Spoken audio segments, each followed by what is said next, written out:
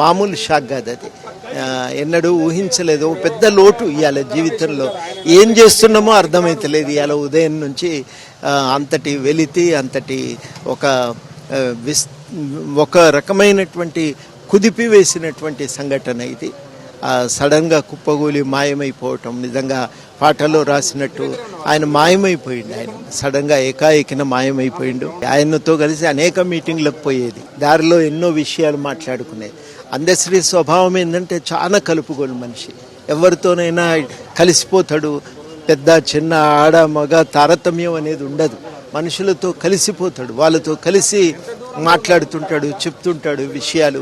చాలా అద్భుతం ఆయనతో ప్రయాణం కూడా. అట్లా కలిసిపోయేది, ఆయన మాటాపాట ఉండేది, మేము మాట్లాడేది.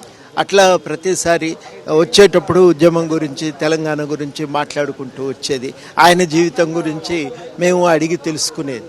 నువ్వేం చదువుకున్నావు, ఎట్లా రాస్తున్నావు ఈ పాటలు అని. ఆయన ఏం చదువుకోలేదు, నాకు రాయరాదు, చదవరాదంటే మేము ఆశ్చర్యపోయేది. మరి ఎట్లా రాస్తున్నావు ఇది అని. ఆ పాట పదాలు కూడా కూర్పు ఎంత అద్భుతంగా ఉండేదో. మామూలుగా మనం తెలుగు చదువుకొని నేర్చుకున్న వాళ్ళకు కూడా రానటువంటి పదాలు ఆయనకు వస్తుండేది. చాలా అద్భుతంగా. మేమందరం ఏం నిర్ణయించుకున్నామంటే, మీటింగ్ స్టార్ట్ అయ్యే ముందు అందశ్రీ గారు జయ జయ హే తెలంగాణ పాడాలి అని చెప్పి ఆయన మేమందరం కోరేది. కాబట్టి ఏ మీటింగులో ఆయన ఉంటే ముందు ఆ పాట పాడినాక ప్రోగ్రామ్ స్టార్ట్ అయినాక ఆయన తర్వాత మాటపాట కార్యక్రమం ఉండేది. అది వాస్తవానికి అప్పటికి ఉన్నటువంటి పరిస్థితి. ఆ పాటకు అంత గుర్తింపు వచ్చింది. ప్రతి స్కూల్లో కూడా జాతీయ గీతం తర్వాత ఇది పాడుకునేది.